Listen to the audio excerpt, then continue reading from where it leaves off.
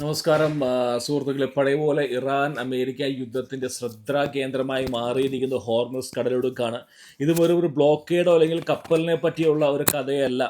Hormuz കടലിടുക്ക് ഒരു time ബോംബായി മാറിയിരിക്കുകയാണ്. വീണ്ടും നമ്മുടെ തലയുടെ മുകളിൽ ബോംബുകൾ വന്ന് പതിക്കുമോ, ഡ്രോണുകൾ വന്ന് പതിക്കുമോ, കാര്യങ്ങൾ വളരെ വളരെ പെട്ടെന്നാണ് കയ്യിലേക്ക് മാറിക്കൊണ്ടിരിക്കുന്നത്. നിമിഷ നേരങ്ങൾ കൊണ്ട് സ്ഥിതിഗതികൾ മാറിക്കൊണ്ടിരിക്കുകയാണ്. അമേരിക്ക ഇറാൻ്റെ ഏറ്റവും വലിയൊരു കപ്പൽ, അതായത് അവരുടെ ടുസ്കാൻ എന്ന് പറയുന്ന അതൊരു ഷാഡോ വെസലാണ്. അതായത് ഷാഡോ വെസലാണ്. അമേരിക്ക അതിനെ കണ്ടെത്തിയിട്ട് ഇലീഗലാണ് എന്ന് കണ്ടെത്തിയിട്ട് അതിനെ ബാൻ ചെയ്തിരിക്കുന്ന ടുസ്ക എന്ന് പറയുന്ന ഒരു കപ്പൽ അതിന് ഒമാനിൽ നിന്ന് ആ ഭാഗത്ത് നിന്ന് കടന്നു വന്നപ്പോൾ അതിനെ 6 മണിക്കൂറോളം മുന്നറിയിപ്പ് നൽകിയ ശേഷം അമേരിക്ക അവിടെ എഞ്ചിൻ റൂമിൽ നിന്ന് ആളുകളോട് മാറാൻ ആവശ്യപ്പെട്ടിട്ട് അവിടേക്ക് 2 കാലിബർ വെടിയുയർത്ത ശേഷം ആ ടൂസ്ക എന്ന് പറയുന്ന ഈ പറയുന്ന കപ്പലിനെ ഐസൊലേറ്റ് ചെയ്ത് അതിൻ്റെ പ്രൊപ്പല്ലറിനെ നശിപ്പിച്ച ശേഷം അതിനവിടെ തന്നെ ആ കടലിൽ തന്നെ ഇട്ടിരിക്കുകയാണ്. അതിൽ അമേരിക്കൻ മെറീൻസ് കയറിയിരിക്കുന്നു.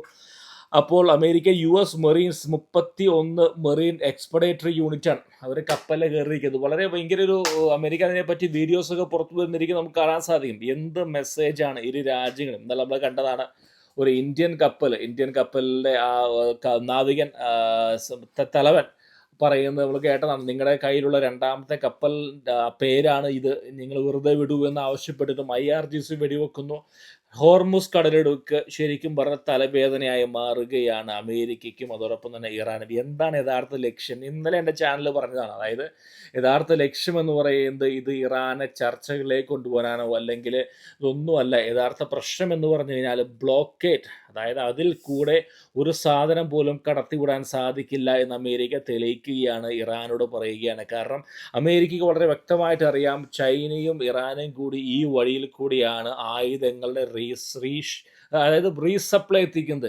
ഇതിനെ തടയുക എന്നുള്ള നയം തന്നെയാണ് അമേരിക്ക ലോകത്തോട് എന്ന് പറയുന്നത് ബ്ലോക്കേഡ് ഈസ് വർക്കിംഗ്. അതായത് ബ്ലോക്കേഡ് ഞങ്ങൾ തകർത്തിരിക്കുന്നത് കണ്ടോ, ഞങ്ങൾക്ക് ഇനി ഇറാനിലേക്ക് ഒരു കപ്പൽ പോലും വരാൻ സാധിക്കില്ല. പക്ഷേ ഇവിടെ പറയുന്നു രണ്ട് ഷെല്ലുകൾ കൊണ്ട്, അത് അമേരിക്ക 2 ഷെല്ല് കൊണ്ട് വെടിവെച്ചു, അവരും കുറച്ച് ഷെല്ല് വെടിവെച്ചു. $2 ബില്യൺ, $2 ബില്യൺ നഷ്ടമായിരിക്കും മാർക്കറ്റിൽ നാളെ രാവിലെ ഉണ്ടാകാൻ സാധിക്കുക എന്ന് പറയുന്നത്. അതോടൊപ്പം തന്നെ യുദ്ധം വേറെ ലെവലിലേക്ക് പോയിരിക്കുകയാണ്. ട്രംപ് വളരെ വളരെ സീരിയസും വളരെ വളരെ പ്രകോപിതനാണ്. ഇന്നൊരു വാർത്ത ഞാൻ കണ്ടിരിക്കുന്നത് ഏപ്രിൽ 6-ാം തീയതി അമേരിക്കയിലെ 2 പൈലറ്റുമാർ അവിടെ പെട്ടുപോയ വാർത്ത നമുക്കറിയാം. F-15 ഈഗിൾ സ്ട്രൈക്ക് അവിടെ വീഴുകയുണ്ടായി. അങ്ങനെ ഒരു പൈലറ്റിനെ രക്ഷപ്പെടുത്തി. ആ ഒരു വാർത്ത പറയാൻ കയറി ചെന്ന ട്രംപിൻ്റെ അനുയായികളെ അടിച്ചോടിച്ചു എന്നാണ് പറയുന്നത്. ട്രംപ് മുറിയിൽ നിന്ന് ഇറക്കി വിട്ടു എന്ന് പറയുന്നു. 2ാമത്തെ പൈലറ്റിനെ രക്ഷിക്കാനുള്ള ആ ഒരു എമർജൻസി റൂമിൽ നിന്ന് ട്രംപിനെ പുരിച്ച് പുറത്താക്കിയെന്ന് പറയുന്നത്. കാരണം ട്രംപ് വെറുതെ ആ റൂമിൽ ഇരുന്നു കൊണ്ട് അവിടെയുള്ള ആളുകളെ വിമർശിക്കുന്നു, തെറി പറയുന്നു. അങ്ങനെ അവരുടെ മനോവീര്യം തകരുക ഒരു രക്ഷാ മിഷനാണ്.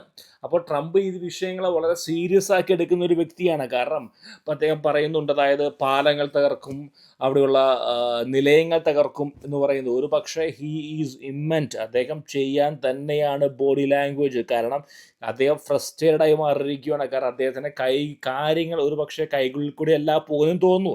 അതാണ് ഈ പറയുന്നത്, ഒരു കപ്പൽ പിടിച്ചെടുക്കാൻ ആവശ്യപ്പെട്ടിരിക്കുകയാണ്. കപ്പലിനെ നിർവീര്യമാക്കിയിട്ട് കപ്പലിന് ചലിക്കാൻ സാധിക്കാത്ത രീതിയിൽ അതിനെ അവിടെ ഇട്ടിരിക്കുകയാണ്. അത് വലിയൊരു മെസ്സേജാണ് IRGC കൊടുക്കുന്നത്. കാരണം എന്തെങ്കിലും സാധനങ്ങൾ കൊണ്ട് അങ്ങോട്ട് വന്നു കഴിഞ്ഞാൽ അതിനുശേഷം അൺകൺഫേം റിപ്പോർട്ട്സ് വരുന്നത് ഒരുപാട് ഡ്രോണുകൾ അമേരിക്കൻ ഈ പറയുന്ന കപ്പലിലേക്ക് അയച്ചു എന്ന് പറയുന്നു ഇറാൻ. അപ്പോൾ അതുകൊണ്ട് സ്ഥിതിവിശേഷങ്ങൾ നമ്മൾ പറയുന്ന പോലെയല്ല, നിമിഷങ്ങൾക്കൊക്കെ മാറിക്കൊണ്ടിരിക്കുകയാണ്. നാളെ ഒരു പക്ഷേ വീഡിയോ പുറത്തു വരുമ്പോൾ തന്നെ ഒരു പക്ഷേ യുദ്ധം പൊട്ടി പുറപ്പെടാം. കാരണം ഹോർമുസ് എന്നുള്ള ആ ഒരു ചെറിയൊരു ചോക്ക് പോയിന്റിലേക്ക് മാറിയിരിക്കുകയാണ് മുഴുവൻ ശ്രദ്ധാകേന്ദ്രം. നമ്മൾ കഴിഞ്ഞ ദിവസം കണ്ടു, ഒരു കപ്പലിനെ വെടിവെച്ചിടുന്നു, ഇന്നൊരു കപ്പലിനെ പിടിക്കുന്നു.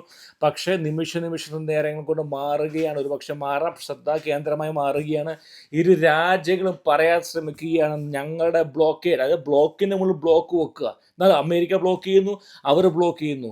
പക്ഷേ ഒരു കാര്യം വളരെ ഉറപ്പാണ്, 20% ആ ഒരു വിപണി നിലച്ചിരിക്കുന്നു. 15 വർഷത്തോളം മിഡിൽ ഈസ്റ്റ് ദേശങ്ങൾ പുറകിലേക്ക് പോവുകയാണ്. ഈ ബ്ലോക്കേഡ് തുടർന്ന് കഴിഞ്ഞാൽ പല രാജ്യങ്ങളും UAE, ദുബായ്, കുവൈറ്റ്, ബഹ്റൈൻ പല രാജ്യങ്ങളും സാമ്പത്തികമായി പുറകോട്ട് പോകുന്നതായിരിക്കും. ഇത് ഭയങ്കര വലിയൊരു വെല്ലുവിളിയാണ്. യുദ്ധം ഒരു പക്ഷെ വീണ്ടും പൊട്ടി പുറപ്പെടാം. നമ്മുടെ തലേൻ്റെ മുകളിൽ ബോംബ് വീഴുമോ?